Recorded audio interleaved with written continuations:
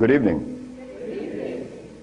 I want to thank you for being so humble and nice, considerate to come out here and listen to what I have to say. But what I have to say is mine. It was never mine. It's ours. I never believed that I would find myself in front of an audience having to talk about a subject that we all once knew. A subject that is as old as creation. And if you want to see what I'm talking about, we have to just take a look at the zoo. The zookeeper doesn't feed the gorilla the food of the polar bear. Am I right? So how come we eat the food of everybody?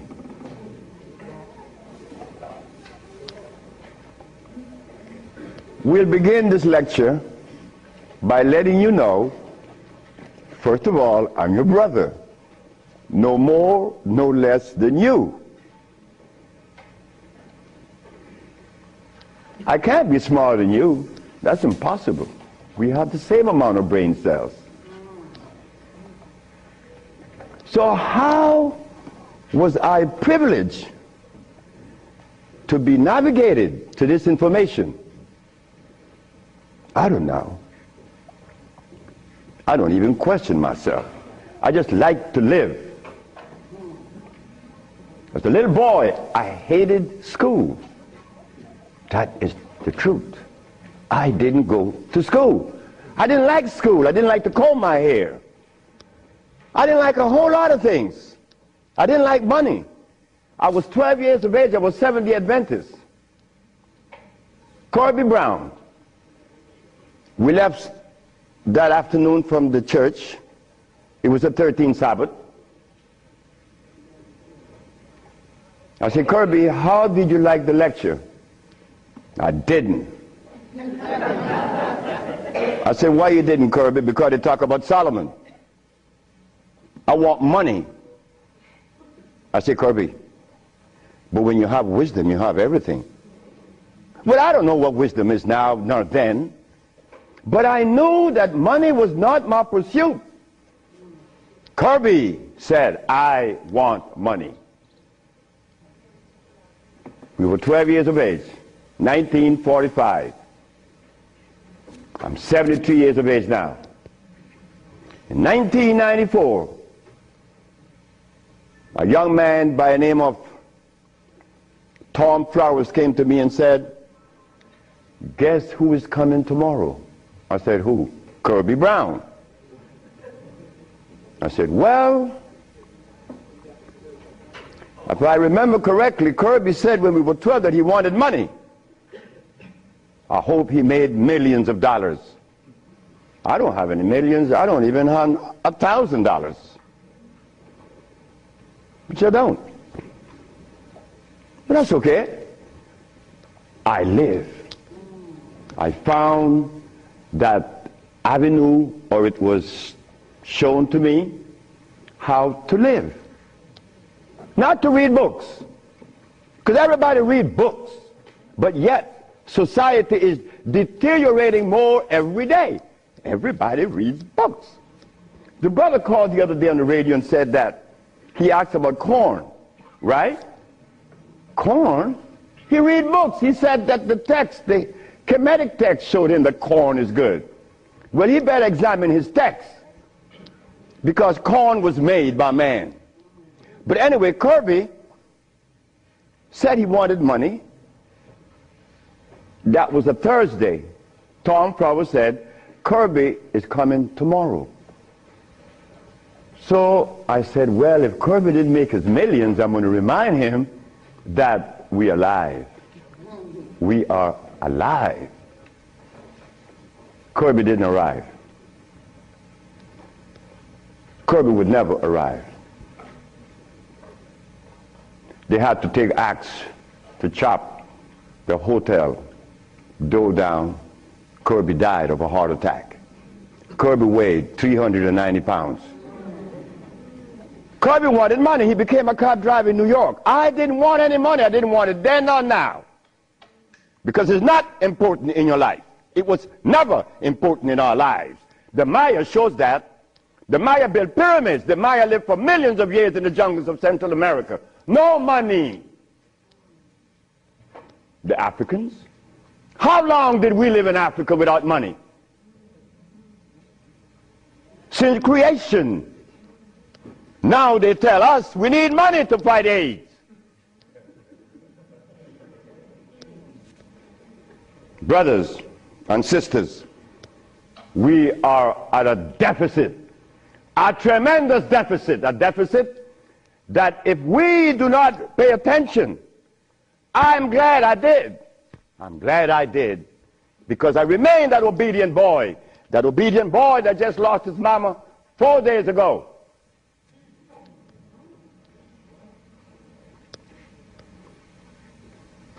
I listen. I listen. But to listen, you can't have a philosophy in your head. If you have a philosophy in your head, you cannot listen to anyone. I was there. I was a Seventh-day Adventist. I listened to no one but those things that came from the church. Well, if I was to listen to the church today, the Seventh-day Adventists, I'd be eating tofu. I'll be sick. You see? I'll be eating tofu. If I had gone to school, I would have become a medical scientist. I wouldn't have been able to cure AIDS, because they do not. They don't cure AIDS. If I had listened to all of the philosophies of Europe, I would have never been able to find the answer to the cure of diseases. But today, I'm going to share with you the African wisdom, the African brain, the African genesis, the African resonance, something that was never taught to us in the schools. Well, why should we expect the school to teach us something that would enhance our growth and save our lives? Why should the school teach you that? When in history has there ever been examples to show that one race of people is indebted to another? That has never been. Then you tell me that the white man is a bigot. The white man was never a bigot. He was never a discriminator. The white man is a person that obeys the first law of nature. Self-preservation is the first law of nature. So the white man, whenever he proceeds to preserve his race, and we sit back and say he's a bigot, it's only because we have lost it and we don't even know how to get ourselves out of this mess. I'm one of them. I'm you standing here. But one day it was to be that your brother would be shown something that would change the profile of things. I left my country, where I was born then. In 1953 to New Orleans, I became a merchant seaman. I was 20 years of age. As a merchant seaman, I became an engineer 5 years later. I'm a steam engineer. Don't ask me how I did that, because that's going to baffle you, because I've never been to school, and I don't read books. I don't read books now, nobody's book. I'm not even going to read my own.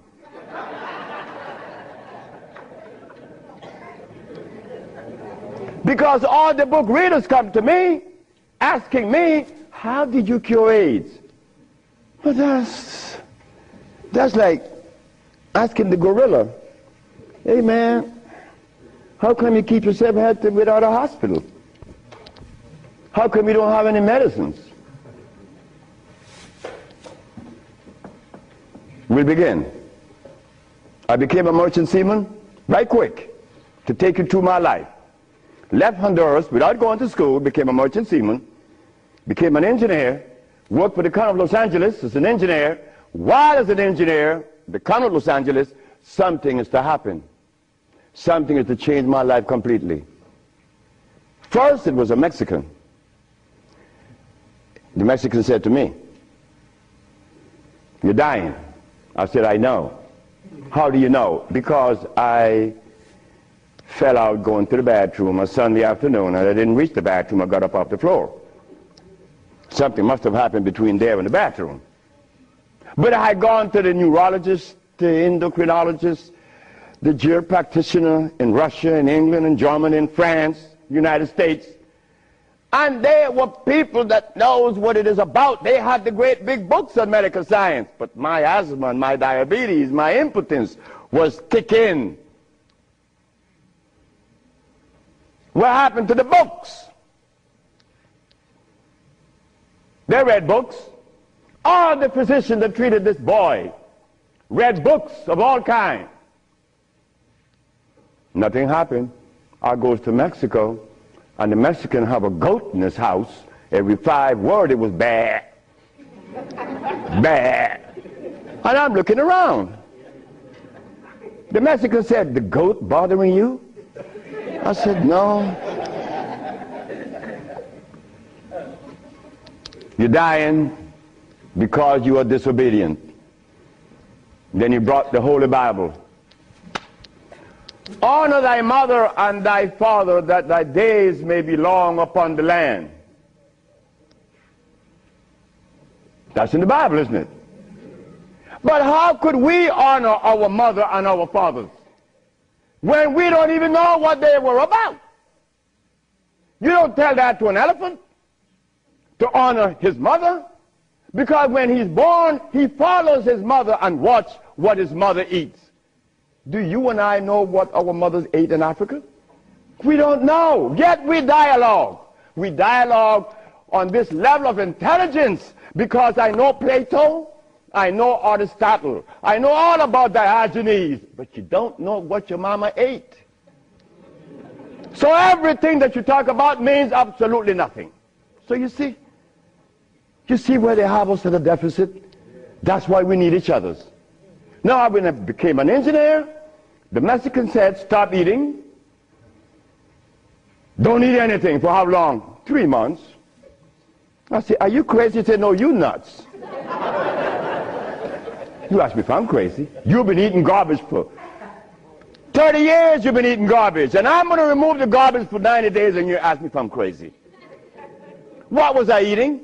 Hog maws, chitlin, neck bones, crackling bread, lawn in New Orleans.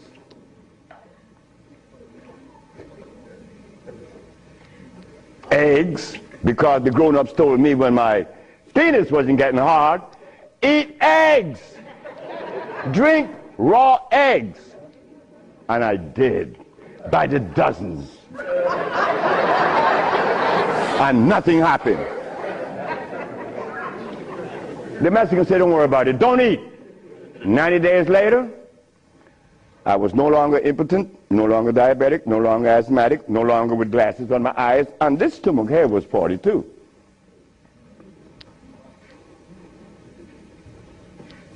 What happened to the science that the physicians were using, medical science? It didn't work, isn't it? But it worked with me. The herbs work with me. This Bible says,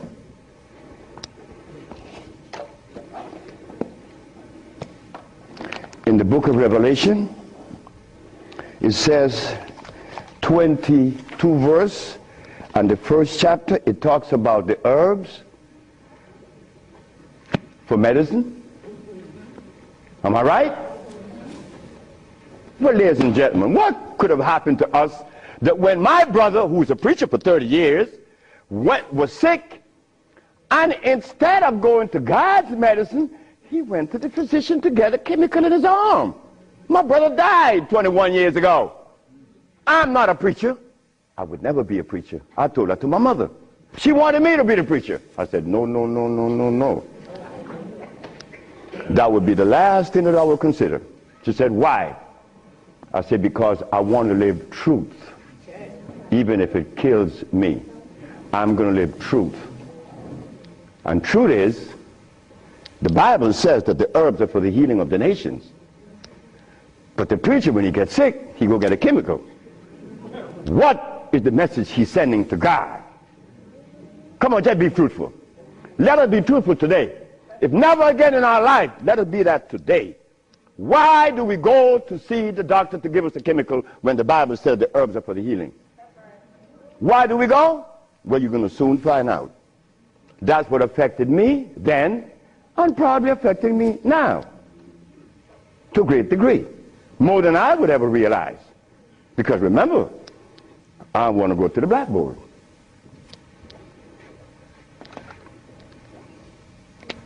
Roughly speaking, Africa. Way overhead we put America.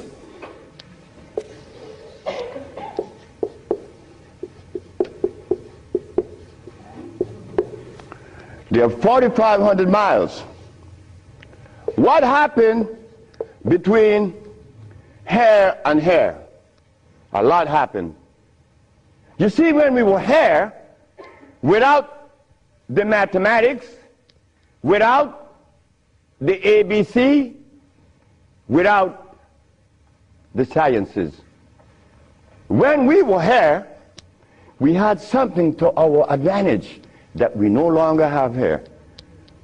We are blind here. Here we weren't. We were seeing. Why? Because God provided us with everything we needed here. And none of it was comfrey or rice and beans. There were no tofu. There were no soy there. There were no cows. And there were no hogs, no chicken. There were no flour. Those things didn't come from Africa. You see, rice and beans and flour and cheese and meat and the starch that you eat, they all came from right here, from a laboratory.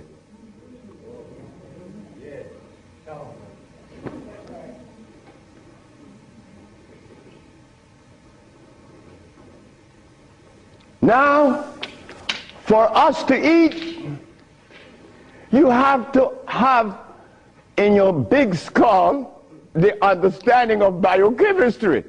But when we were here, we didn't have to know anything about biochemistry. Why?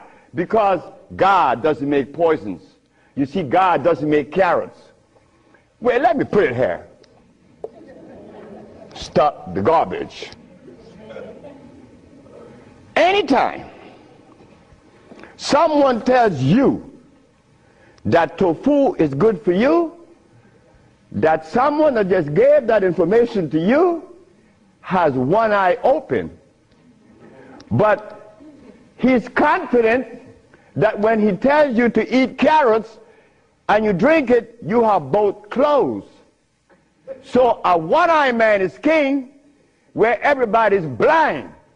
But the one that recommends the tofu is only half seeing. He's blind. He got one eye open only.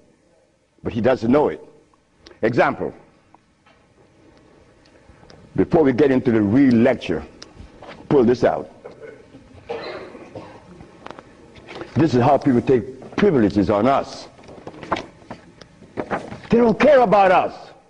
They bring us information that, oh God, that's why the rest of the world laugh at us. Because they know that we have both eyes closed. Here it is. Moringa. Moringa has 23 times the iron in spinach. Spinach has iron? No, because spinach, let me take my time because there's a whole lot of information. I don't want to jog it up. Anything that has a pH of 7 plus is alkali. Anything that has less, 5, 4, 3, 2, 1, is acid.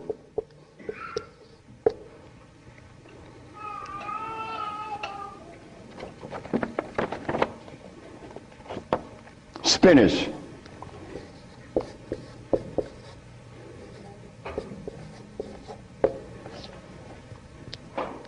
Acid. Why compare moringa with spinach? When spinach has a starch base, it has no iron.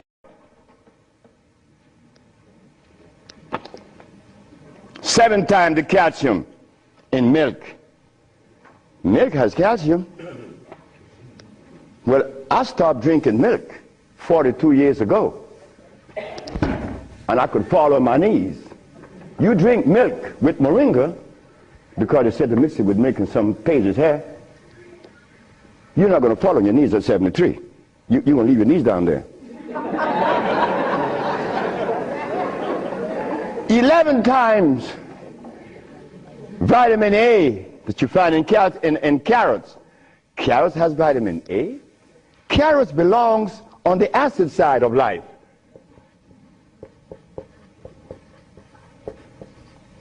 So right there, and they say it to mix with carrot juice.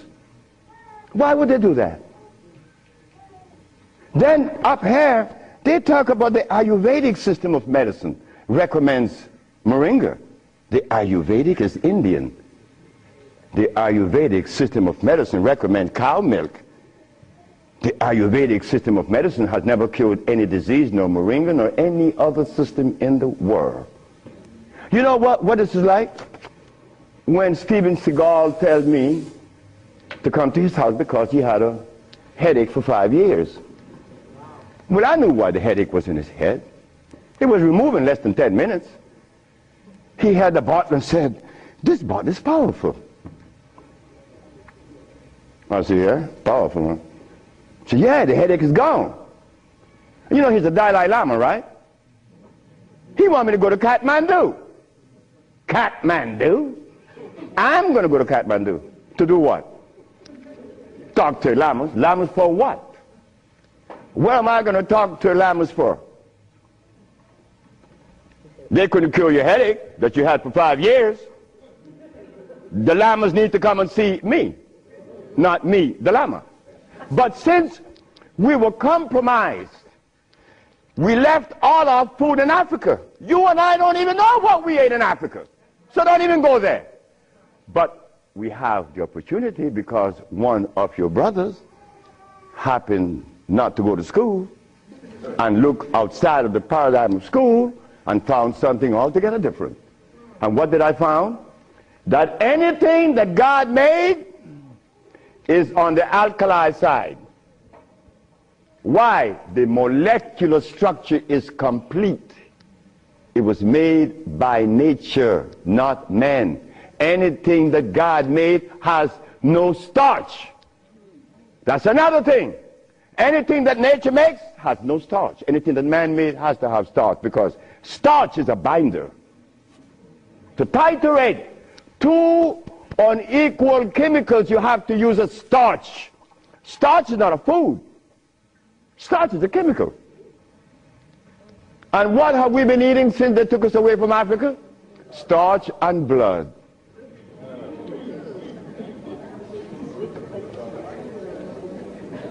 Starch and blood. We didn't eat blood in Africa. Gorilla doesn't eat blood. He eats leaves and berries. But gorillas are sane. They listen to each other, and they have a society well put together.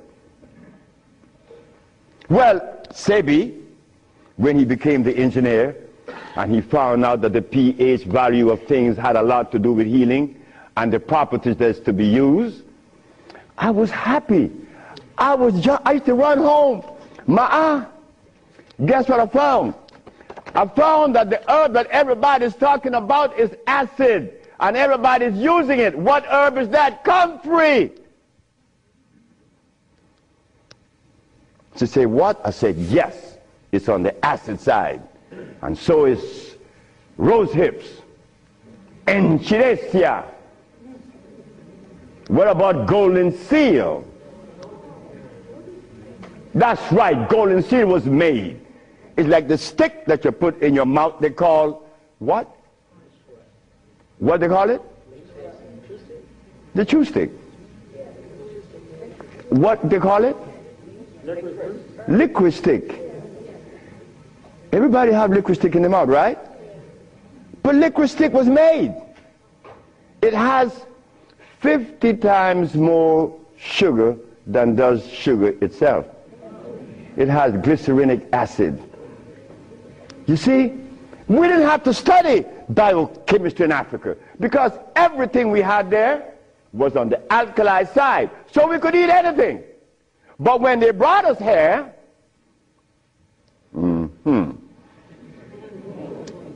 put some clothes on now. And after they put the clothes on you, come here, boy. You got to get in front of this classroom. You have to learn this ABC stuff.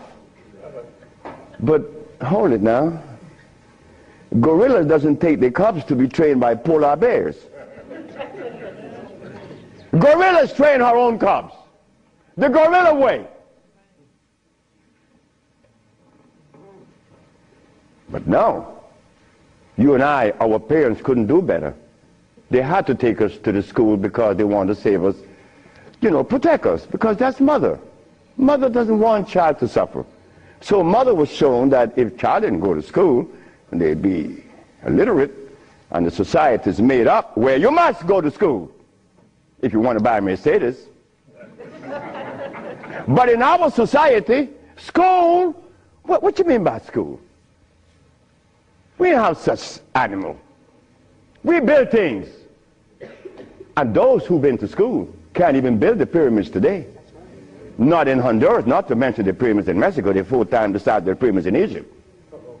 Oh, yes. I know Ben joking, I didn't talk about that. But that's okay. Because he need help like I need help. We all need help. So the school that we thought was going to be so equitable, so useful, has become a deterrent. Because those that have been to school doesn't cure anything. How did I learn and I didn't go to school? Easy. We baby-aged kids. We don't die. Right? We do it. I'm not wiser than you. I may be more mischievous than you. I know that because I do some mischievousness that you would not believe. But anyway, as an engineer, I went to work one night and I began to test herbs. And I begin to see that all the herbs that you guys are using are acid, every single last one of them, except for burdock, yellow dock. They're natural herbs. And the other one, which is the red clover, that's a natural herb. They're alkali. They're very good. So I begin by compounding herbs from all over the world. And lo and behold, a blind man was killed named Mr. Fredericks. Then the Japanese, Fred Takashita's wife was killed of endometriosis. She had a baby. She was never supposed to have a baby. It's a white lady from Utah. My boss brought his daughter and his brother with ulcers. They were cured. The boss came to me one afternoon and said, "So you're going to leave me?" I said, "Yep." He said, "You're going to leave me? On your resume, you said that you didn't go to school. And the only reason why I hired you is that I was curious to find out how could a man have an engineer license, never been to school. I wanted you to fail. But instead, you did something that is extraordinary. Are all black people like you?" I say, "Brett Howell," his name is Brett Howell. "Are all black people like me?" I say, "I'm the dumbest." "Yes, they're all like me and more powerful than me." "But how come they're not doing what you're doing? You killed the blind man. You killed my daughter of ulcers. Could they do that?" I said, "They could do it better than me. But why aren't they doing it? Because they're afraid of you. I'm not afraid of God. I'm not afraid of the devil. I'm not afraid of anything, especially you. Because I don't live in fear." So I say, "Brett Howell, the black man of America is afraid of you white people because you guys made him afraid of you. And you should not feel good about that. It's not about me hating white people, loving black or hating black. It's about understanding. Nobody's going to help us but us.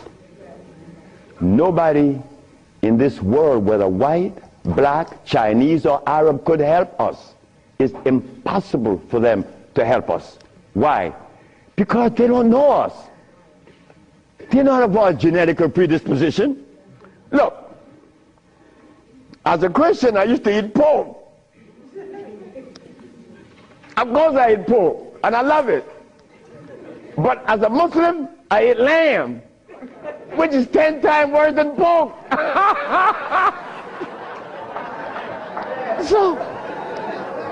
So what do I do? Who do I turn to? So after I quit my job, the boss said, wait just a minute, because I think you're crazy. You're leaving your job as a steam engineer in 1980, when herbs in 1980, I'm making $2,900 a month. I'm going to leave my job with 10 years seniority to come after some herb that you didn't like. Why did I do this? I had to do it. It wasn't that I could see that far. I can't see beyond my nose. Talk about years ahead. But I had to quit my job. And I had to question myself, why am I doing this? But I did. And 1980, the boss is looking at TV, 1987, on the 10th day of February, and he see CNN, Alfredo Bowman, a.k.a. Dr. Sebi, is arrested for practicing medicine without a license, selling product not approved by the FDA, and claiming to cure AIDS and other diseases, which is a fraudulent claim. The boss saw that. The boss' wife is in the bathroom because he told me the story himself. He called her out, come and see the man that's arrested. If he says he cure AIDS, I know he cure AIDS, because Bret Howard knew that I would never compromise myself to a lie. When I talk, I know what I said is the truth, but I also know that in America, you could also be dead right.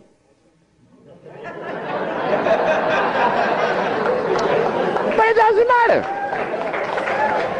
It does not matter. I'm 73 already. They kill me tomorrow, it's all over with. I rather reach 73. My brother, who was a preacher, he only got to 50.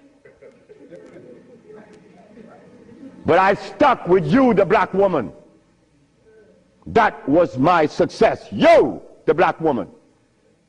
I always kept my eyes on you. Nobody else, not the maid, because I'm one. We don't do nothing. We can't do anything. We need you. Because it is you that held our hand. It is you that breastfed us. My mother breastfed me for only 4 years. But that was sufficient.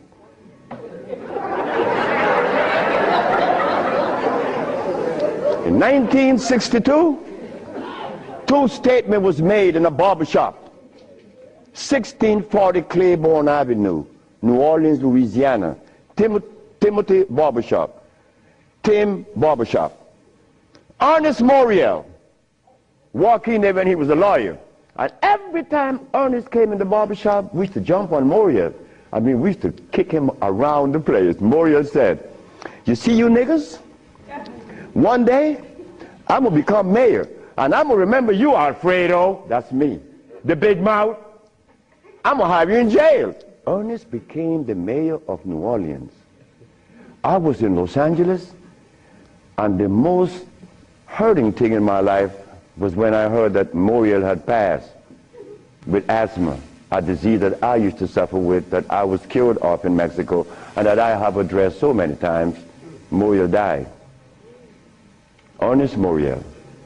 Then another statement was made by me in that same barbershop. I said that I would give the black woman a gift. Brother said, Logan said, Sapphire? I said, yes, Sapphire, your mama. I said, she was the first, you came out of her. She held your hand. She teach you everything about the basic things of life, and then she cut you loose. Now she worth nothing. She's Sapphire. I'm going to give her a gift. 1962, that statement was made. But 1962, I was sick. I had asthma, I had diabetes, I was impotent, I had everything under the sun. But in 1964, I was cured, and years went by. Then I found out this is the gift to the black woman. The healing that I found is in your hands now, black woman. Yes, it's in your hands. So in 1987, I was arrested.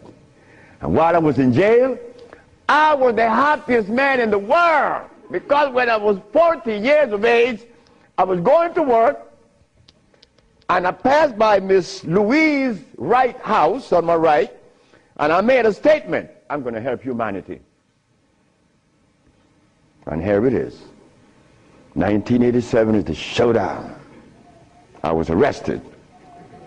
All of the people in New York that were healers, I don't need to call their name. They say, yeah. They got the big mouth. They were angry at me because I put an ad in the Village Voice and the Amsterdam News and the New York Post. AIDS has been cured by the USHA Research Institute. And we specialize in cures for leukemia, sickle cell, impotence, blindness, cancer, and others. Well, after all, I did it. Shouldn't I advertise it? You should be glad your brother's doing that. Because now you have a chance to share in the bounty, right? That's the way I felt. So I'm in jail and I'm wondering, how is the American Medical Association going to escape from this one? You see, in the past, herbalists, when they talk, shh, gotta be quiet. Gotta talk under the table, because the physician may get you. The FDA gonna get you. But we seem to forget the one basic thing. When they remove us from Africa, did they bring our food with us? Did they? Well, how could the FDA have such kind of power over us now? Come on now, just wake up to it. So I stood in jail thinking, how am I going to do this one? This is going to be a heavy number, but it's nice because I wanted this moment. I wasn't going to back down. What you mean, back down? I'm representing some black woman. I never had a father. I never had a man in my confines to tell me something. No, I never had a stepdaddy. I had a woman. And then another woman, my grandmother. My great-great-grandmother lived to 124. Her name was Elizabeth. And she lived 70 years without a man. My great-grandmother lived 112. She lived 68 years without a man. My grandmother died at 100.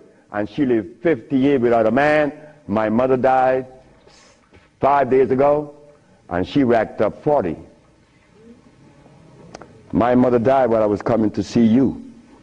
I didn't turn back. You know why? The relationship with me and my mother was one of love. And she would have never wanted me to be there. My brother told my mother when I was about 10 years ago, he told her, yeah, you didn't like me. You didn't give me any love. You didn't give Fred any love either. That's me. So my mother said, what you say?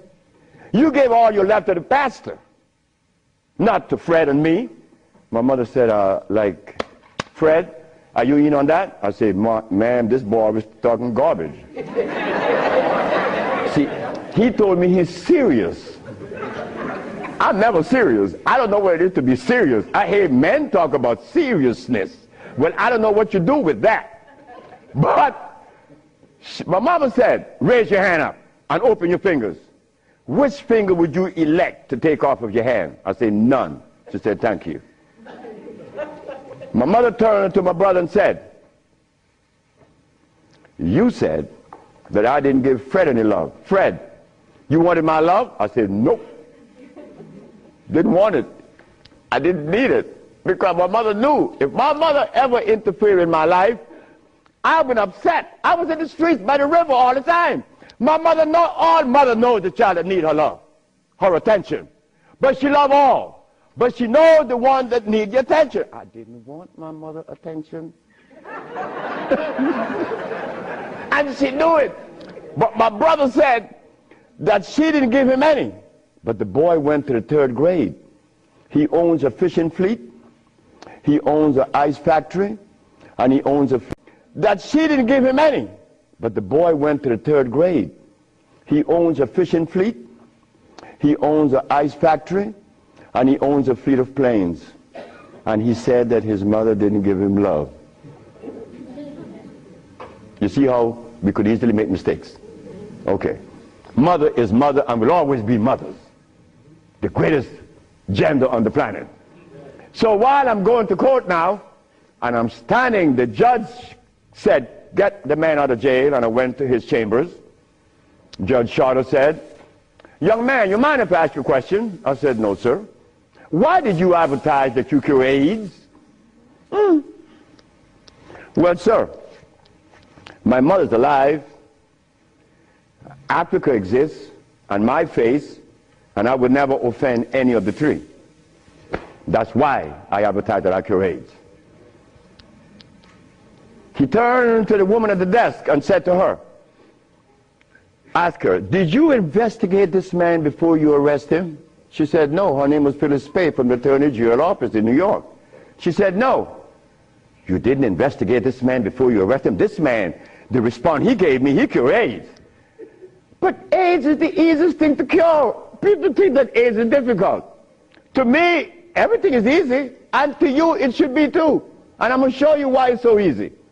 So the judge said, well, you're out in bail, and that was February the 12th, I got out of the 13th, but the case doesn't begin until 88. September, I have a year and 8 months. Why the judge gave me so much time, I would never understand. So I waited, trial date. This is where the showdown with black and white. Not better or worse. We are not better than any white man or Chinese, no. We just happen to be different. That difference has never been treated by any religion or philosophy. There is a difference that needs to be understood. So while I went into court, the judge said, well, Dr. Sebi, will you please begin? Where do I begin? Begin where you say you cure AIDS and the physician say there's no cure. The physicians are 100% right. There is no cure for AIDS or any other disease. The judge said, just a minute. There's a contradiction here. The newspaper says that you cure AIDS. Then you agreeing with the physicians. That's a contradiction. No, it's not. When you're limited, it is. But when you leave out the box, it isn't. She said, help me. She said, of course. The physician take the position that there is no cure for AIDS or any other disease, and the physician are 100% right, according to their philosophy and their perspective. Their medicine didn't show them a cure. So how could they say that there is a cure? But the perspective that prepared me, there is cure for AIDS and every other disease. Oh my God, when I said that, the physician jumped up. Your Honor, Dr. Victor Herbert said, Your Honor, what other perspective could there be? After all, you know, this patent on us, the FDA has a patent on us. You cannot talk. The FDA talk, you shut up. Oh yeah? Well, I'm going to find out. So, the judge said, what perspective is yours? Dr. Victor Herbert, Dr. Bonanno, and Dr. Christopher said, how could there be another? I said, there is another, Your Honor. And what is the other? The African bioelectric cell food. I've never heard of such a thing. That's what the physician said. He have never heard of the African bioelectric cell food. I said, of course. But we have to remind the good physician that he have not heard of a whole lot of other things. But that doesn't deny the existence of the African biomineral electric cell food. What is it? Okay. The allopathic claim that there are multiple diseases. The African biomineral balance negate that position. There's only one disease, never been two. The allopathic claim that to treat the multiple disease you must use a chemical, which is violating God. Right? The African biobalance said no. It's a nutritional approach, electric food. Your Honor, I told you that this man was insane and unscientific. He said there's only one disease, but there's only one. Remember, I'm the boy that didn't go to school. I'm going to break things down to the least common denominator. When I was a steam engineer, I found out that in a machine, thermodynamics I'm talking about, or an automobile, the only thing that could cause this machine to go bad is what? Short circuit, obstruction, overheating. The same thing with the human body. So what did I do? I put compounds together that would cleanse the human body of what? Of mucus. In so doing, AIDS, sickle cell, lupus, herpes, blindness. But it sounds too simple, right? Well, that's not my fault. They have complex things, and then they deal with the complexity. And boy, that's a job.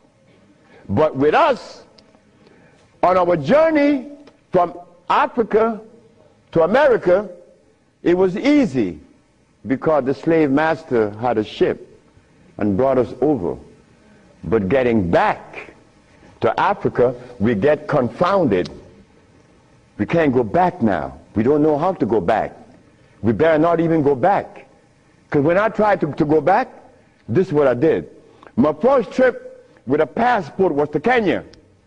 So I went to Kenya and they said, where your passport? I said, I have no passport. I said, I was taken away 500 years ago. I'm back.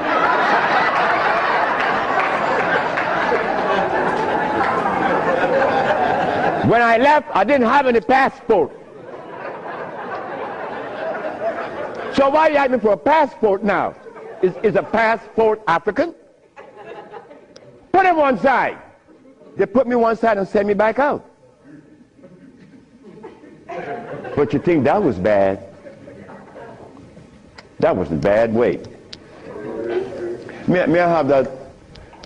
I go to Africa.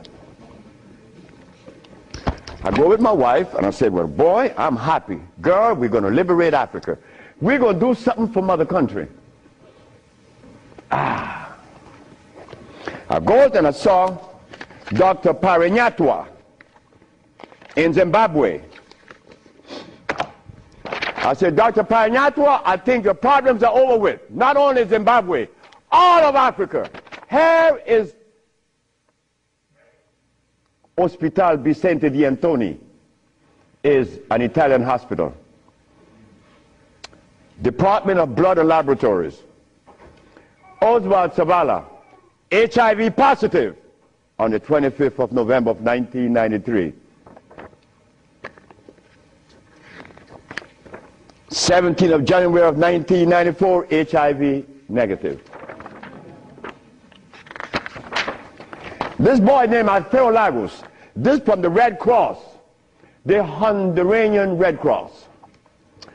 It says here that this boy, it doesn't show any date of which he contracted AIDS. Why? Because he was born with AIDS.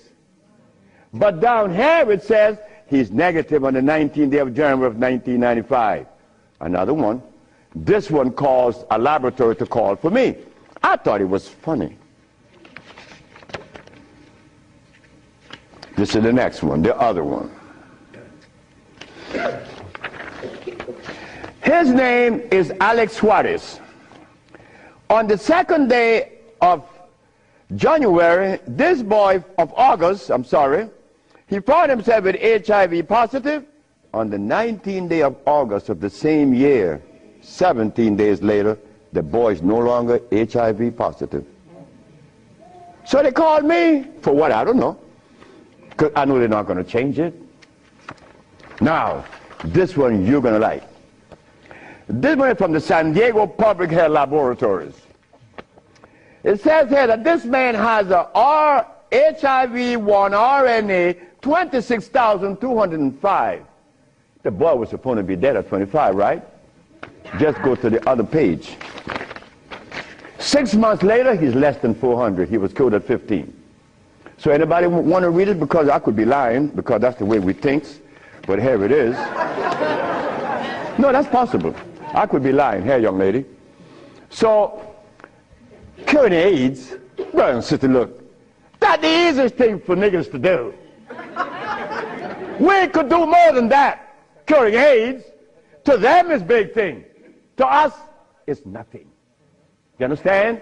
But now, here is where this little culprit comes in. Where did I put it? The blood, no, no good. Here it is.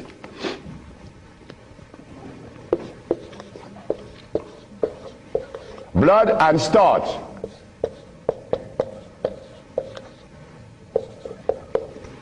Blood and starch. Blood and starch is going to prevent you from doing what the ants does for each other. Ants, when it's getting ready to rain, you know what they do? All the black ants, they begin to do what? Cut the leaves and take them to their little nests. Ants doesn't eat leaves.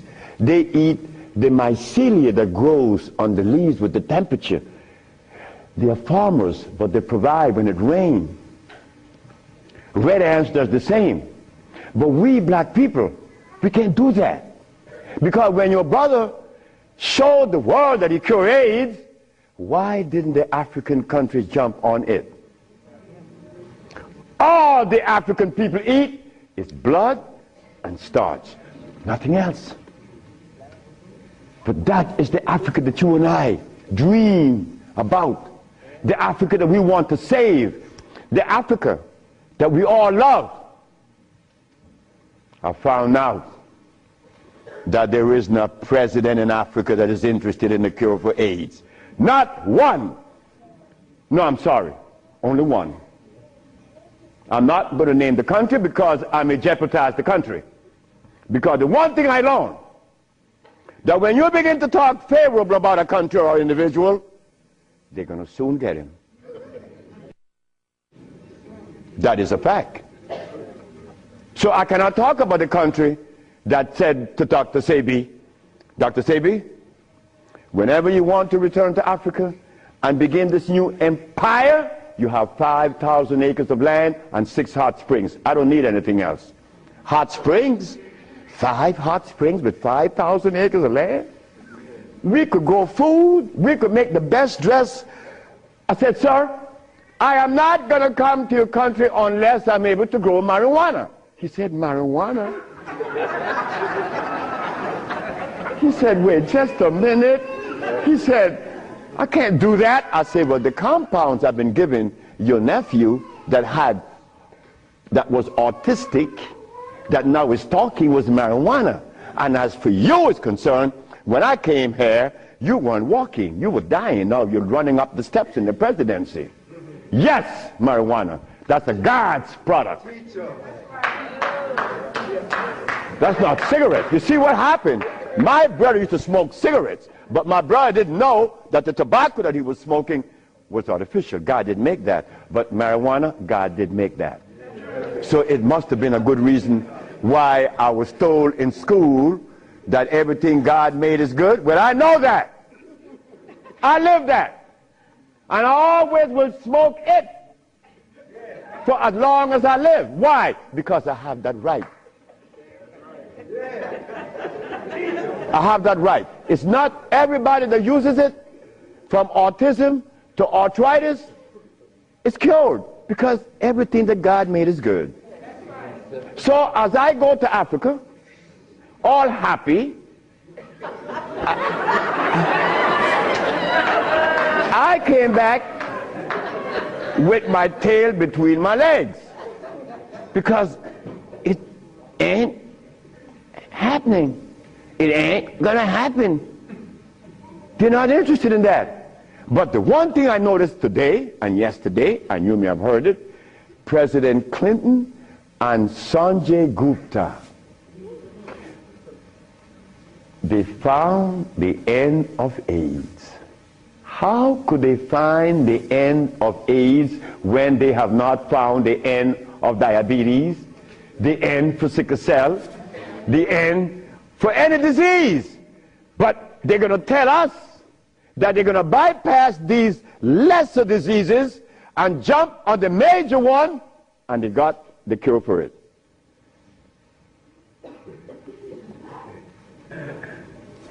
I got documents to substantiate that I cure AIDS, right? So what's up? What's up? Well, I'm going to show you what's up. When I was in Zimbabwe, the Department of Health said, why do you come to us saying that you could help us? And your leaders in America didn't help you. My leaders in America? What do you mean by that? They mentioned Minister Farrakhan. I said, just a minute. I don't follow any man. I follow women. And I don't follow sick people. Because if I follow sick people, then I got to be sicker. I go to Brazil. They say, why don't you, if your leaders didn't help you, why should we? I say, my leaders, again, they brought these leaders in front of me. And they mentioned something like Al Sharpton and Jesse Jackson. I say, oh God. I say, why you all ask me about these people?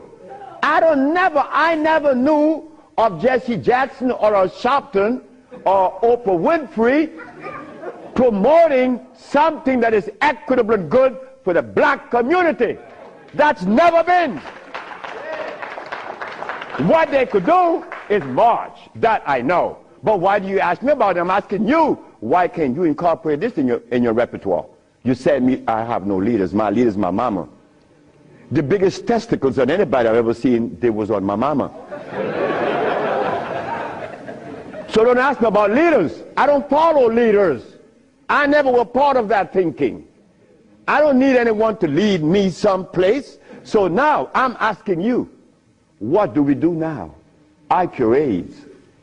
Are you going to call Oprah? You don't need to. She could advertise 1 million pieces, broken pieces, right? But that's fine. But she cannot advertise the cure for humanity. But there's one little dude that got himself in trouble. And he was totally unaware of what was going to happen. This little dude, I'm home with my wife, enjoying myself, a Sunday afternoon, looking at TV, somebody threw a rock on my window. It's Randy Jackson. What did you want? My brother want to see you. Your brother? Michael? Okay. I went. Well, he's sick as hell. Well, I treated him, and he got cured. He saw it, and he was encouraged to take me to the Rayburn building on Capitol Hill. Oh my God. This is going to really confound you. Michael Jackson took me to the Rayburn building on Capitol Hill on the 31st day of March? April. No, of March. March. It was March. 31st day of March of 2004.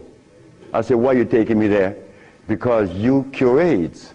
I said, but what makes you think that they are interested in that? What makes you think that the world is interested? I don't care if it's any country in the world, they are not interested. Especially Africa. They were never interested. AIDS isn't killing Africa. Hepatitis C is killing Africa. All of West Africa is red line for hepatitis C. What you talking about? But they're Muslims. So they have to eat the Muslim food, which is goats and lamb.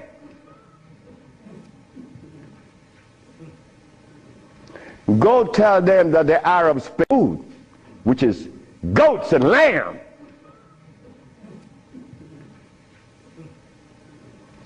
Go tell them that the Arabs played a trick on their brain. You cannot do that. Me, I remain the son of the jungle woman. The jungle woman that didn't have any clothes on. Yeah, I am her son. I stuck with her and she liberated me. You have to hear this. One morning, I woke up and I heard the music that was playing. You know how you turn your radio on and you're sleeping, but the music on the radio would influence you, and you dream that you're seeing the artist that's playing, right? You ever had that happen to you? This morning, I'm listening to John Coltrane. 4 o'clock in the morning on channel 850 on the TV. I'm sleeping, and I'm hearing John Coltrane playing Interstellar Space. But then something was happening while this music was playing. I was looking at a black woman doing this from behind a tree. I woke up, and I didn't know how to interpret that dream. But then I was leaving that morning for Los Angeles. As I got to the airport, the governor was there. The governor said, "That's him. That's the man that cured Alcida of leukemia. That's the man I'm talking about." The governor had a lot of people around him. So I went. I was leaving for Los Angeles. He was leaving for the capital. He didn't know that we were going to meet that morning. So they was talking to me and asking me questions. Finally, 2 men that were standing away from me, they were white men from the United States. They came up to me and said, "Well, we have heard of your miracle cures." I said, "Sir, I don't even know what a miracle is, especially perform one. I just happen to cure leukemia. That's not a miracle. To you it may be. Because your school of thought have you to believe that curing these diseases is one great big feat. No, it's simple common sense. I'm an African. Now this is where the naked women are going to come out. They said to me, "We have heard of your miracle cures, but have you been saved?" You see? Right there, I consider that an imposition. Why do you take the liberty to believe that I'm one of those that have accepted your philosophy that I have to be saved? I say, from what? The man politely answered and said, "From your sins, of course." I said, "Wait just a minute." I said, "You know, man, while you guys were standing over there, I said," and I looked at you both, and I said, "Two very intelligent young men. But now I have to question that." He said, "Why?" I said, "Well, because the color of my skin should have prevented you from asking me that question, have I been saved?" He said, "What does the color of your skin have to do with anything?" I say, "It has to do with everything. I am the son of a woman that was taken away from the forest of Africa. To begin with, she didn't have any clothes on. But she didn't have any alcohol. And she didn't have any prostitution. And she didn't have any supermarkets. And she didn't have a hospital. And she didn't need anything that God didn't make. And she didn't have any money. So all these things constitute sin. So my mother in the jungles was sinless. How did I become sinful?" You cut it out. You stop that. We have to begin to change our diet, because this diet here of blood and starch is all we eat. That is all we eat. And then with this diet of blood and starch, which confounds their hormonal structure, we have the nerve to tell each other, brother, you were wrong. I'm wrong? I mean, where did you get that from, I'm wrong? You've been eating blood and starch, and you're going to tell me I'm wrong. No. We got to stop it. Because the blood and starch is why I couldn't penetrate Africa. So, you forgot, right? I'm in the Rayborn building. Who is present? Sheila Jackson Lee from Texas, right? John Conyers, Illinois. Or Detroit? Jesse Jackson Jr. from the House of Appropriation. Our most beloved President Bush. No, we have to give him credit. And no African government ever given me the privilege to practice herbology. Bush did. Bush appropriated $5 billion to fight AIDS in Africa, right? And the African government didn't appropriate one dime. They didn't want their brother to do it for free. So Bush stands out way above there. Bush gave $5 billion, and Jesse Jackson Jr. is there. So when I go to the podium and I say, fellas, y'all don't have to look for the cure of AIDS anymore. Here it is. Jesse Jackson Jr. did this.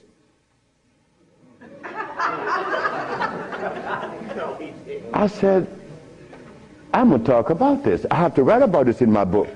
Because you, not me, but you and I believe in the leaders. We hope that they could do something, right? Well, they had a chance. So 17 African ambassadors. Only one came to me from Mali. The only man came to me and said, Dr. Sebi, I have to respect your position, and I appreciate your position. You have proven that you cure AIDS, and I would like for you to go to Mali. But that's not the country I was talking about previously. He just presented himself that day. But Jesse Jackson Jr. didn't tell you that I cure AIDS, right? He didn't tell his daddy either, isn't it? And Miss Sheila Jackson Lee didn't talk about it, right? And so did John Conyers. So who gives a damn? You see? But that's good. That's good. We don't need leaders, isn't it? So we're going to do it. Because we're doing it now. Because those black women I'm talking about, there's one sitting there. They are going to tell the world we cure AIDS. But last night, Clinton and Sanjay Gupta is on CNN talking about the end of AIDS. How about the end of sickle cell? How about the end of lupus? How about the end of herpes? How about the end of blindness? They didn't find those, but they find the end of AIDS. How is that possible? Are we going to buy that too? Are we going to let them continue to say that there is no cure for AIDS when your brother is curing it? So we are guilty. We are the one that's guilty, not the leaders, because they're sick. All the leaders are sick. You can look at them and tell they're sick. So we have to forget about the leaders, right? So which animal in the forest follows a male? None, right? They all follow females. So how did we begin to follow males? I mean, that was the most, look, the one thing I wanted in my life was a woman laying by me as my significant other or my wife, that she didn't have a God or a devil in her brain. That woman is sitting there. Because I could not have a woman laying by me and she worshiping something else. I mean nothing to her. No, you worship you. That's who you worship. That's who we worship in the forest. And we were doing quite well because none of us, her children, could talk about how long did our parents live in the forest of Africa. You don't know. For millions of years since creation. Did we have money? We live a perpetual vacation. Now I gotta wear this stupid suit on. When I didn't have to wear any clothes. But now just to live, I have to have a $15,000 suit on, a $5,000 shoes. I have to have all kind of stuff on me. And then I qualify. I qualify. Do you have a master's degree? Man, I didn't go to school. Oh, put him aside.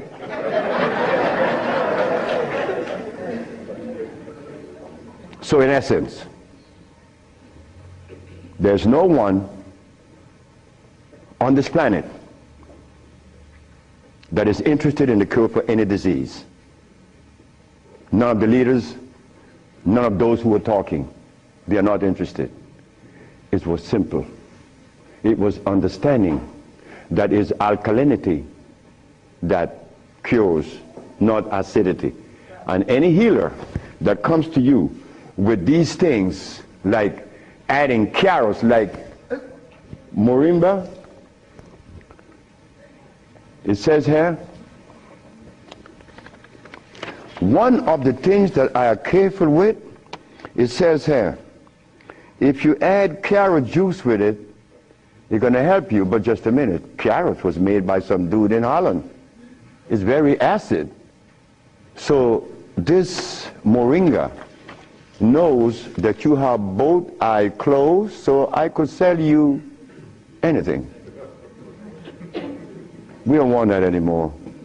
We don't want to tell stories anymore. We don't want to protect the stories anymore. But you see what happened?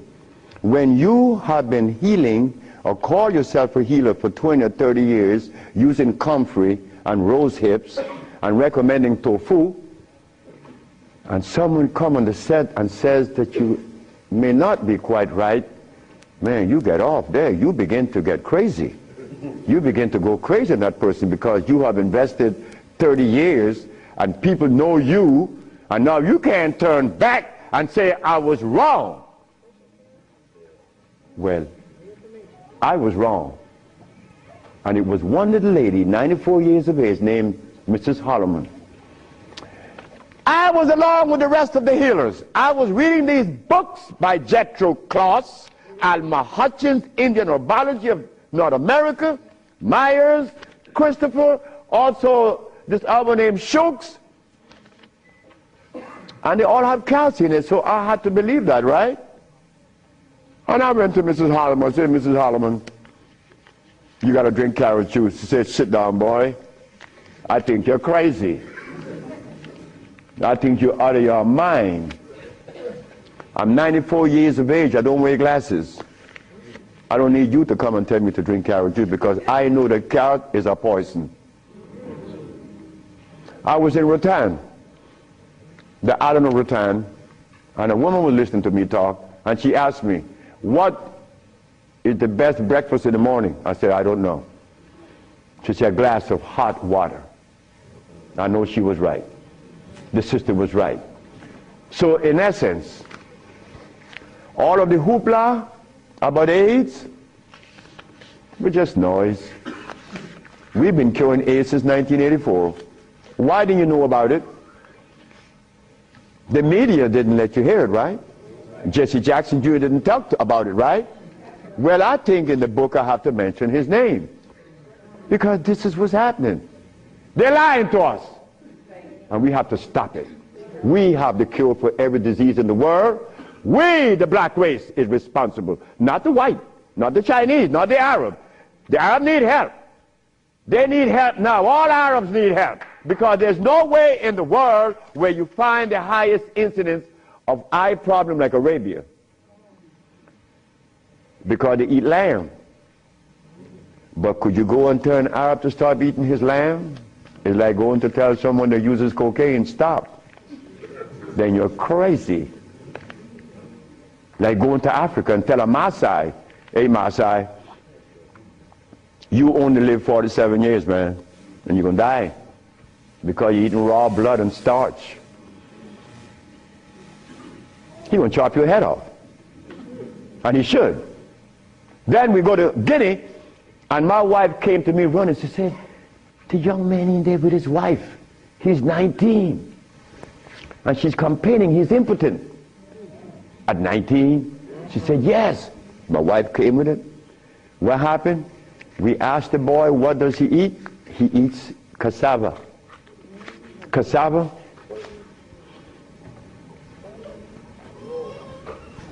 We say raw? Yes. Go to Guinea. It's a what? Cassava.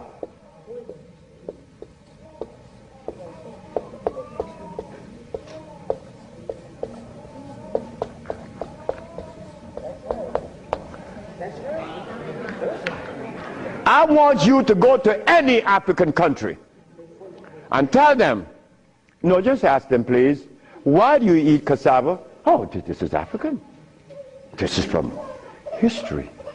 Hey, African, I know you've been bamboozled too, because cassava is not a product of nature, nor of Africa.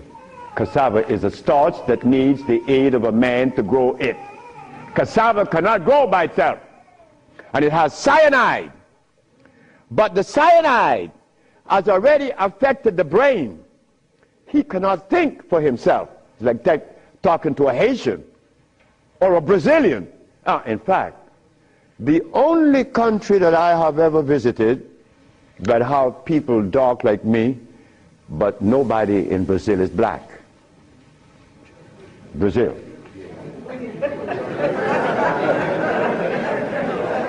If you go and research the census of Brazil, you will never find a black person in Brazil. Everybody is white. That is how much they have offended us, that we hate the very image that God made. Something is wrong. Something got to be wrong. Me,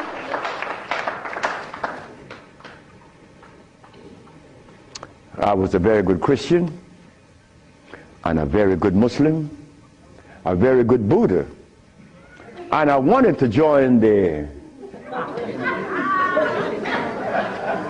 well, I don't want to mention it, but anyway, I was a good everything. But what I found, that they were feeding me the wrong food, and I had to deny all of them because they feed us garbage. There isn't a religion in the world that have fed the black race in America or anywhere in the world the food that is consistent with their cellular predisposition. So if you, my religion, is feeding me the wrong food, then what is the message you are sending? It's like putting gasoline in a diesel car. You would not get to South Philly. No, you're not. It's not going to run right. But we eating starch and blood, and we want a dialogue. Dialogue based on what? I mean, come on now. We are the remnants of what world? Let us try to bring it back. We can't challenge each other's. The only thing we have to offer each other's now is love. But to get to that point, a sister told me the other day, because I made a statement in the church, a brave woman stood up and asked me, Dr. Sebi, what have you learned from the entity that you are forwarding to us now? What have you learned from it? I learned to kiss everybody's butt. And I meant that. It came out that way in the church. Well, I had to give it that way, because that is the way it came to my brain. I kiss everybody's butt. It's easy. You see, it makes it easy. When you start kicking it, somebody's going to do something to you. And when you start kissing it, they reward you. So this sister came to me, and she was very smart. She said, do you literally? I said, drop your panties.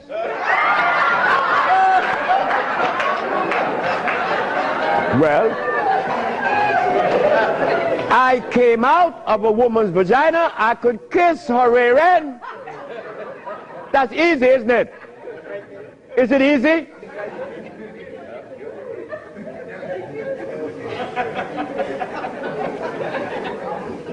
See, I have no what you all call shame. I don't know what that is. I'm not serious, I'm not ashamed, I'm not a man, I'm a male. Beyond. See, I have no what you all call shame. I don't know what that is. I'm not serious, I'm not ashamed, I'm not a man, I'm a male. Beyond that, I don't know. You guys are men, I'm a male, I stay there. It's easy. So brothers and sisters, look, the deal is this. We have the cure for AIDS. Now you're going to get a chance to ask questions. So ladies and gentlemen, I want you to ask whatever question comes to your brain. Feel free to ask. I mean, please, don't you hesitate. Don't you feel that you have to restrict yourself. I know Brother Adis is here. He may ask a few. I'm glad to see the brother, you know. Brother Adis is a brother I've been knowing for years. Stand up, brother. When I saw the brother the other day, I was very encouraged because the brother looks good. Yes, sir. I appreciate the brother. The brother looks good. The brother, I remember him and Sultan and Kwasi in New York. I would hope that Kwasi would come. And a bunch of other brothers. It was a bunch of us brothers. We were in love. New York was, look, we were in love. There was a love that we used to share that was so nice, so warm. But none of us, or all of us, understood that we couldn't follow anybody. Because if you start following one, you have to dislike the other group. But I'm a black man, I have to love everybody. I have to love Muslims, I have to love Buddhists, I have to love Christians. So if I have to love everybody, then I'm going to make it easy. I ain't joining nobody. Because I have to love everybody anyway. So it makes it easy. So now we go to the question. The sister and then you, another, yes. Good afternoon. Is it necessary to circumcise the male child? Again, sit down. The sister asked, is it necessary to circumcise the boy, the male child? Well, who started that? European. Who? My last little girl was born. I said, I told her mother, if this child is born and I'm not here,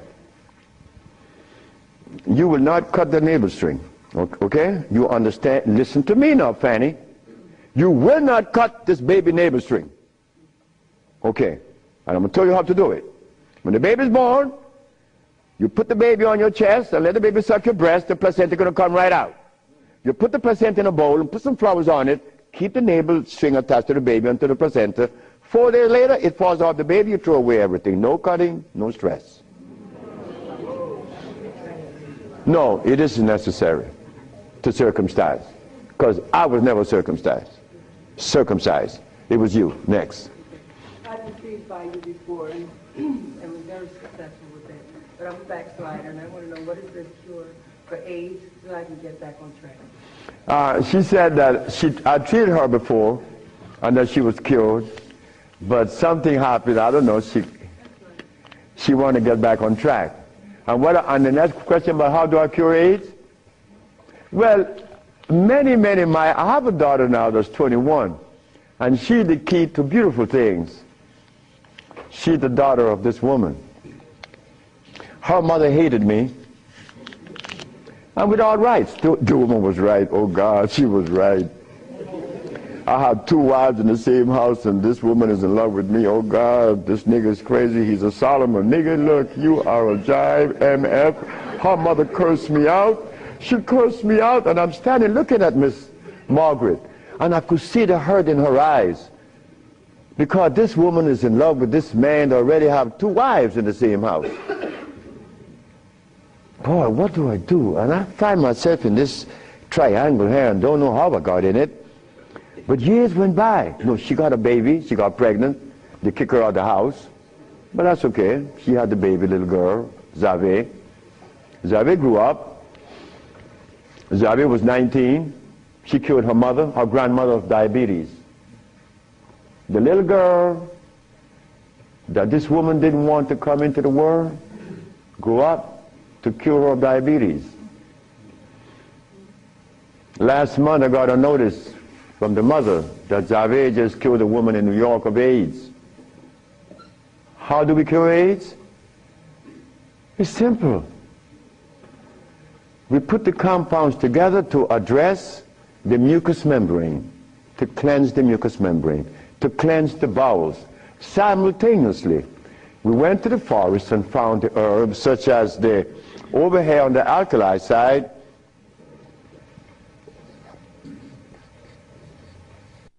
sarsaparilla is an herb that has the highest concentrate of iron. Fluorine, iron. Guaco, that is a plant that has, I thought I had a stick with me because I'm always chewing on it. This is guaco. Guaco is a plant that would definitely strengthen the immune system because it is iron again. But it has potassium iodide. No, potassium phosphate, not iodide. Iodide comes from the ocean. Kankansa, that's an African plant. Kankansa is an African plant. This plant has one of the highest concentrate of what? Potassium phosphate. Those are just few of the plants. We use about 40 some odd plants to cleanse the body, strengthen the immune system, and electrify the system, because you want to electrify the body. That's how simple we cure AIDS. We cure AIDS. We don't treat AIDS. This thing here says that Moringa said, and they keep repeating it, that they uses it with the belief that it's going to cure. They think, oh no, we got to stop talking like that. We cure. That's how we got to start talking. If you don't cure, get out of the way. Because you're lying to people. Next question. The brother. Peace and blessing. I'm really enjoying your lecture, and my question is, when you see a client, what's your thought process? When I see a client, my thought process, I already know what the brother needs. Like the Mexican knew what I needed. The Mexican said, you're dying because you have disobeyed. Unconsciously you disobeyed. So when a brother comes to me, I already know what the brother needs. I don't need to go into a whole bunch of scientific jargons and intimidating the brother by putting light in his eyes, iridology. I don't do that. I don't do anything. I just give you what I know you need. People come to me for compound from Japan. She killed a woman in Japan named Kaoto Kita in Kobe. She never seen the woman. She was in hospice already. With cancer of what? The lungs. There you go. Cancer of the lungs in hospice. She never seen the woman. In a month time, she's vacationing in Hawaii. Okay, there you got it. Yes. Her than you. Yes, the sister.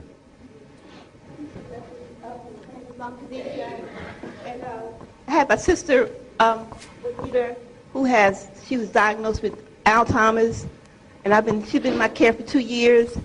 I do have her on a fresh food diet, all organic foods, all raw foods, and I'm seeing a big improvement. But I feel as though she needs some other things. And what else can I do to help her? Alzheimer's. She has Alzheimer's, yes, sir. Okay, Alzheimer's. That's a brain problem, right? Remember what I said? There's only one disease? Okay. When you have mucus in the nasal passage, it is sinusitis. When you have mucus in the bronchial tubes, it's bronchitis. When you have mucus in the lungs, it's pneumonia. But now you have mucus where? For you to have Alzheimer's, where is the mucus? So we have to remove the mucus from out of the system, especially the brain, but then we have to feed the brain. That's where biochemistry comes into play. the brain. Like if the sister was suffering with rickets, that's bones, right? So we have to address calcium. If she had leukemia, it would be blood, that's iron. But now she has Alzheimer's. She has mucus in the brain, which prevents the brain from receiving what? Oxygen. Now, what is the brain composed of? Copper and carbon. That is what produces electricity. Copper and carbon. It's simple.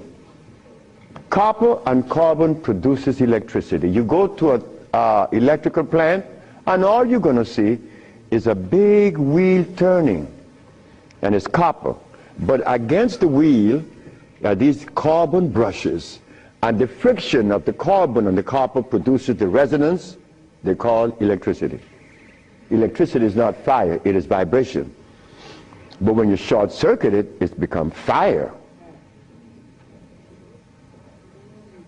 So yes, we do have, but she must go to Honduras. What is her age approximately? What? Oh, she's young. She's young. She's very young. She could go to Honduras, and it would be fast. Why Honduras?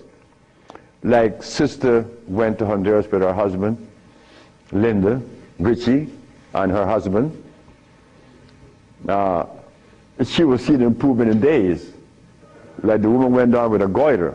Like the brother went down there with his stiff leg, and in 3 days he was running up the hill. And he could not believe it. Like, this is where a name comes to mind. And I want you all to remember this, because this is a woman that we all love and we all respect. A brother was taken to Honduras, to the village. You see, the thermal waters in the village has a pH of 8.9. One of the highest attainable pH in waters is found in Honduras and in Africa. Thermal waters, that is. The little boy named Shelby, he has AIDS. He has Kaposi sarcoma. All the black spots on his body. The boy went to the thermal bath 1 day, 2 days, 3 days, 4 days. The boy came out of the bathroom screaming. The black spots were gone. His mother and my wife Ma'a were very close friends. Ma'a told Malakia, take Shelby to Honduras. On the 4th day, he's doing good. How long is Shelby going to stay there? 1 month. I said, 1 month, he's cured. On the 4th day, the sore disappeared, right? On the 10th day, he tell his mama, I want my passport. She said, for what? I want to go back to Los Angeles. Dr. Sebi says that you have to stay here a month. He said, bitch, did you hear me? That is what we, mothers and fathers, get from our children today because of those hamburgers. It wasn't Shelby's fault. It wasn't that child's fault. That child went back to Los Angeles and began to use crack and died about 2 months later. But Malakia is telling the sister that you all know very well about the incident. Present was Oprah Winfrey, and she said, she was telling the story to her aunt, which is Maya Angelou. Well, I'm nobody. I'm nobody anywhere in the world. I just happen to cure AIDS, but that means absolutely nothing. My son told me I messed up. I should have been a boxer in cracking people's jaws. I get millions of dollars. But the crack jaw come to you and they pay you pennies. So you are nobody, daddy. In this world of today, curing AIDS or any disease means absolutely nothing. I am not a famous person. I'm insignificant. So Miss Oprah Winfrey said, well, if he's that good, how come I haven't heard of him? Well,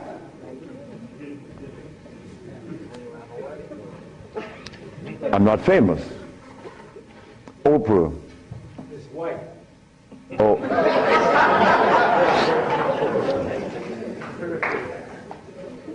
My book would be out in July.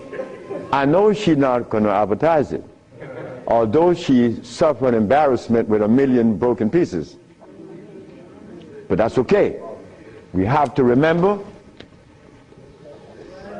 the blood and starch. So when you go home, you remember the blood and starch, because that prevents you from liking you, from loving yourself. Because I was there. I was there. Did I want to blow my brains out once? Yes, I did. Well, why was that? I was stressed. I was eating blood and starch. But when the Mexican came and said I was wrong, I listened. And here I am, 42 years later. Do you see the benefits of this? A Mexican came to rescue me, to rescue you. So we cannot. But wait, the other part of it is Africa. There isn't an African country that I could go and practice herbology.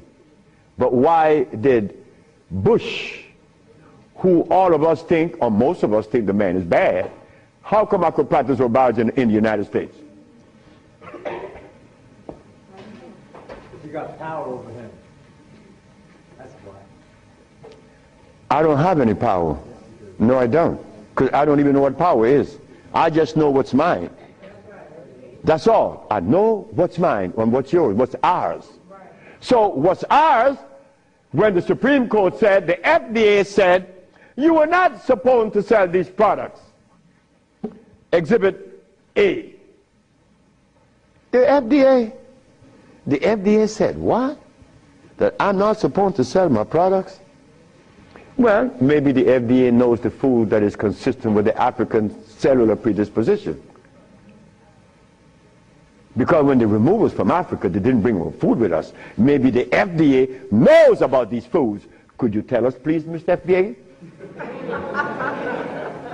But when the FDA talks, we get scared. Scared of what?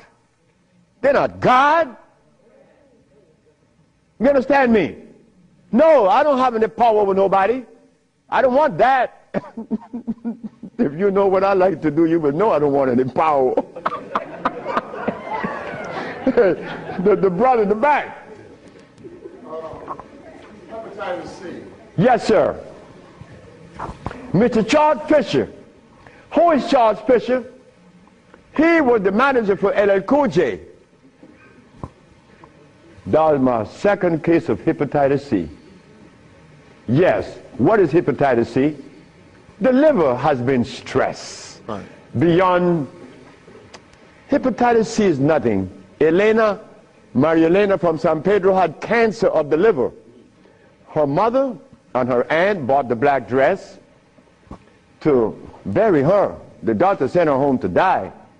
Maria Elena's sister saw a newspaper with me in it. She said, hey, there's a nigger down there in Jutiapa that got a big mouth that says he could do a bunch of stuff. And she came. 2 years have gone by. Maria Elena is healthier than her sister. Yes. What is hepatitis C? It's when the liver has got so toxic and loaded with what? With poison. Blood and starch. So we clean it, clean the body. Because you have to clean the intestines, you have to clean the liver, you have to clean the blood, because all of these have been affected. Yes, brother, we have cured many of hepatitis C. So what herbs would you use, doctor? It's not an herb, it's a therapy. Therapy? It's a therapy that we have. Okay, I was sort of encouraged to, what's that, interferon. Interferon? Yeah, I was encouraged to be... Brother, interferon is something that's been on the set for 25 years, and I have been curing AIDS and sickle cell and lupus, herpes, blindness, and paralysis. Interferon doesn't do that. Interferon is a chemical that is derived from the penis of a brother. You know that, right? You know it. Yeah. That's not even right. Come on, the Bible says the Bible said the herbs are for the healing of the nation. The Bible isn't saying about chemicals. Right? Okay. So now, we could tell the world, yes, we object. Oh, one more thing. One more thing is very important. Many of you have insurance companies, right? Insurances. And on that sheet, it says that they do not honor anyone that isn't an accredited physician. Meaning that you are compelled to go to see a physician to give you his chemicals. But now, they are telling you that they're God. And that you have no other recourse. Well, let me tell you something. Yes, they have to honor us. Because we have the only compound in the world that is consistent with our cellular predisposition. Nobody else.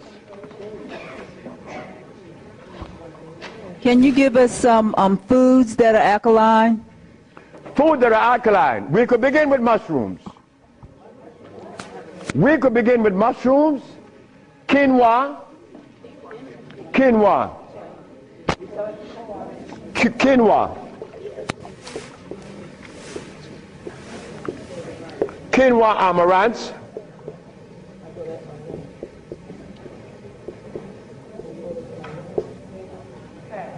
mushrooms,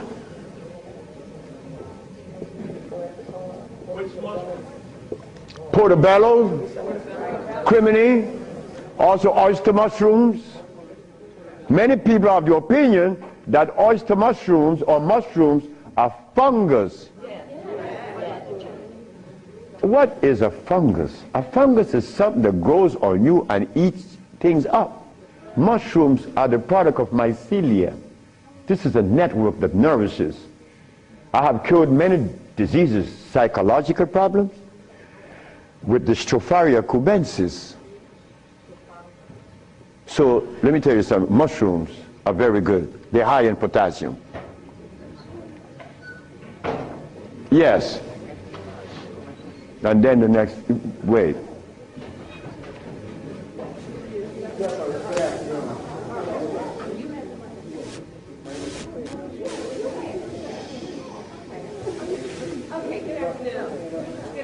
Good afternoon, ma'am. I know the blood and the starches, two of the things you said that we should get rid of. I'm working really hard. I've gotten rid of the blood. I'm having a hard time with the starch. I just needed an idea of some things too. To substitute. Yeah, substitute. Well, and one more question, water. I do the distilled, but I hear a lot about, you know, drink spring, drink distilled, which I do the distill a lot. Okay. About the starches, you could eat quinoa or amaranth. And also spelt. You could buy the spelt pasta. Spelt.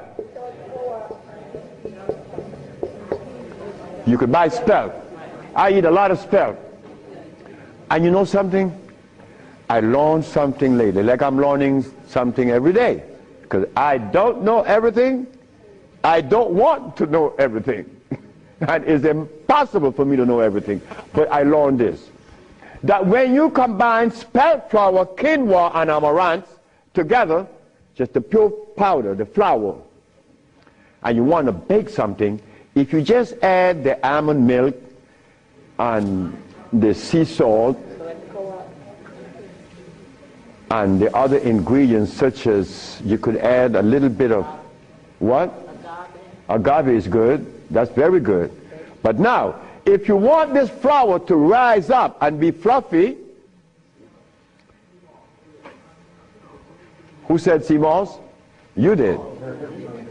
You cook the sea moss to a jelly, and you take about 2 tablespoons, and you put the cooked sea moss in the batter, along with the almond milk and the rest of the ingredient, and that stuff becomes fluffy.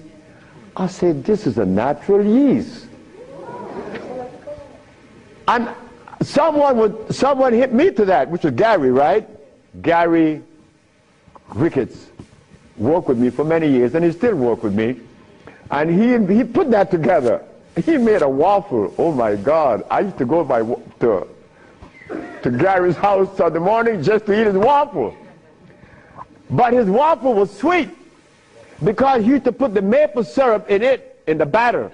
And then he makes the waffle. You didn't have to put any maple syrup on it after that. It was delicious. And in the morning, okay, just let me go quick through all. Peace, Dr. Sebi. I wanted to know if you accepted practicums, internships. What's that? Internships, like practicums, to come and learn. Well, I came from Honduras, You come from Honduras? No, I want to practice. I want to know if I could have an internship, study with me. Oh, if you want to... I know you say black woman is key. So Oh, as a student? Yes. Well, that is what we're working on now, because the woman took over the whole thing, my daughters and the women that associated with them.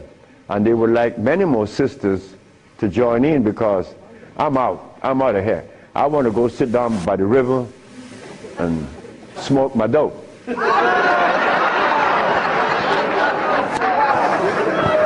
I get your information? What's that?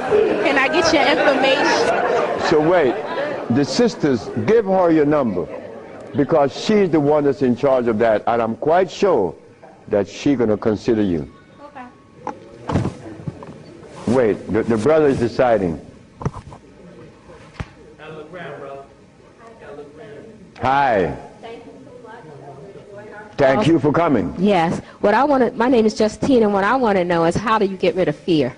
How to get rid of fear? Yes, fear. Ha ha! There ain't a nigga in the world as scared as me. And you want me to tell you how to get rid of fear. But you know something about fear? Fear.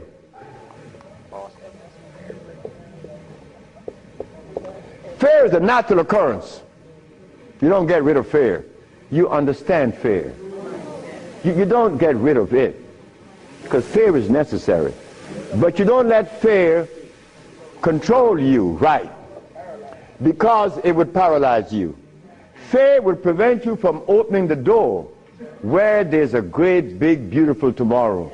Fear, you see, when I was insane, to a greater extent than I am now, I was placed in a psychiatric ward in New Jersey. And they were right. But what they didn't know, that I was aware that I was sick. I was also aware that I would not take any of anything that they gave me in that hospital. But there was a man that, you know the swinging doors, right? A swinging door is a door that opens both ways, and you're going to swing it. And every time he came to his door to go inside his room, he used to stand there. And he could never open that door. I used to go by and swing the door, and he'd go in and say, "Thank you, man." Why couldn't he open that door? Fear. But once you open the door and you see this great big thing, fear is gone. A bright tomorrow, hey, I'm no longer in fear. But then comes another one that's going to trick you.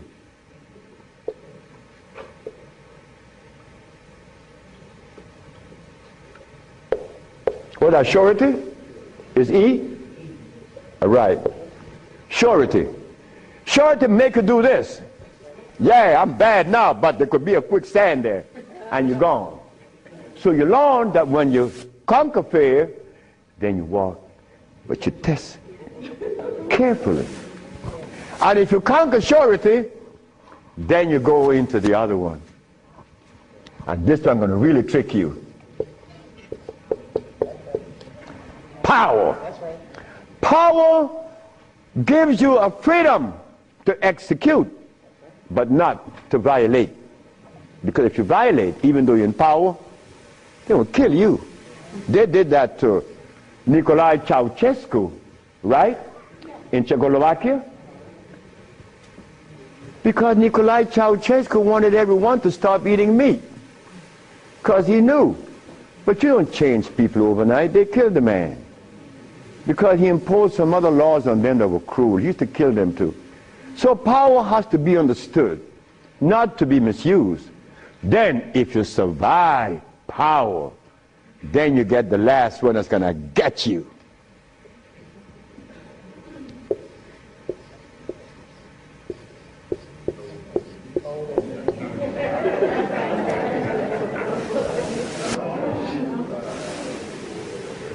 So you see, it's all about peace. I'm happy that I'm 73 years of age and that I'm happy, but I have to thank the Mexican. But when I go around my brother 73, are you all right? I say, Marcel, that's the only one alive now. My age. I say, you asking me if I'm all right? No, man, I'm not all right. He's coughing. He got these back pains and stuff. And I say, you could do better than that, because you're only 72. I'm a year older than him. But he can't see beyond where he's at. And I shouldn't expect for him to make such a leap, because I didn't do it that way either. Because even after the Mexican had stopped me from eating the stuff, I went back cheating with some chicken. And one day I went by Brother Bill Stenner's, the Golden Bird. You all know the Golden Bird in LA, right? You remember that? And I bought some Golden Bird chicken. I ran home, and I look out the window, nobody's coming. and take it outside and spray the house, because they had these 4 black women. They were nosy. These black women were nosy. They always come up. What you have? You open the refrigerator, looking all around. They must have seen something in me. But these 4 black women were the one that stopped me from lying. Stop eating that chicken, the last thing. But here I am. And I'm happy to say that here I am. Because I want all my brothers to say, here I am, at 80 or 90. Because the man that healed me was 94, and he had 2 wives in Mexico. He was healthy, wore no glasses, and he was always laughing. He said, look, before you leave, remember this. Never you socialize with people that are serious. Serious people are sick. Because there's no reason to be serious. Because I cure AIDS and diabetes, I've proven that. And I'm not serious. I'm your brother. I want to pray with you. I pray with my wife all the time. I don't have no time to this other stuff. If this other stuff comes in, then something is wrong.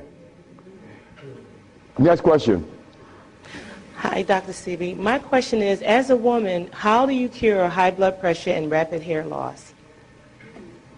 High blood pressure and what? Rapid hair loss.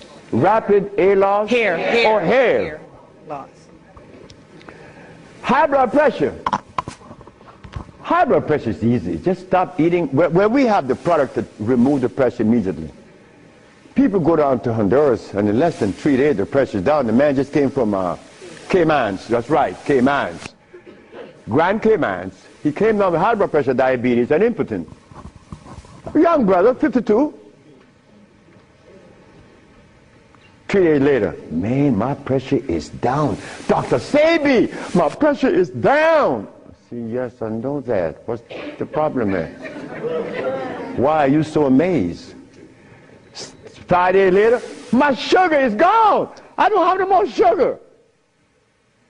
And then, on the 10th day, he come with his girlfriend telling me. I like to see that.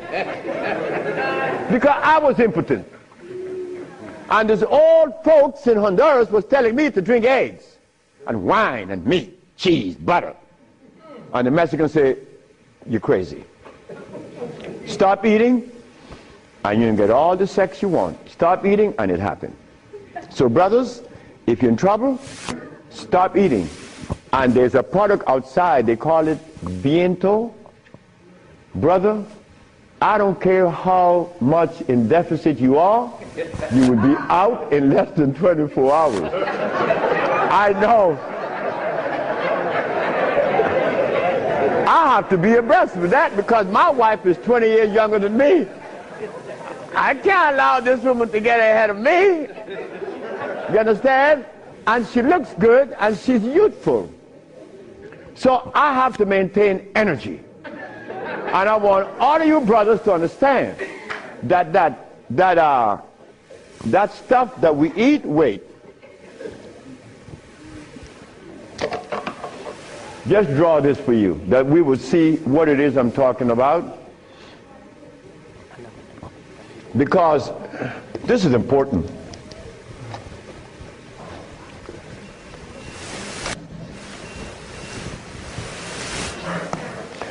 I recorded a man from the age of 15. I saw his life because I was a curious boy. Remember, I'm the boy that didn't go to school. So I was looking at things that the schoolboy wasn't looking at or seeing. This man named Brindley, he was in his 20s. I was 21, he was 25, 4 years older than me. And he was the dude, a woman's man. But when I was in my 40s and I went back to Honduras, Brindley was 46, I was 41. And Brindley was like, yeah, man. Yeah. Yeah. His wife gone. She's a seamstress. She's gone a long time. But when he was young, he had every woman in the world. I said, Brindley, what happened? Man, you know, I'm old now. I said, hey, nigga, you're 46. I'm 41. There again, what is old? What is old? Old is when you get to my age. 73, nigga, you old. Sure, I'm old. If I had a big belly on me and I wore these glasses and I was hooked up to a machine, and no woman wants an old sick man beside her. So brothers, look, stop eating blood. Because when you get to my age, you want to be healthy. You want to be playing with her, right? Sure you do. Why not?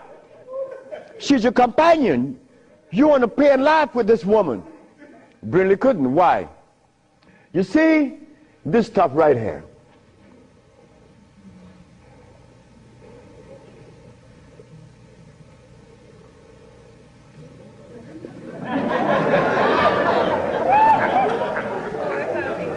This is what a man plays his manhoodness with.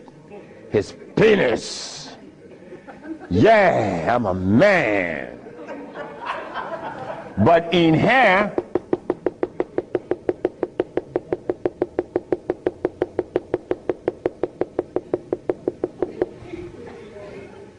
to keep this penis erected, these little orifices, they call veins and the rest, has to be opened for the blood to flow, or else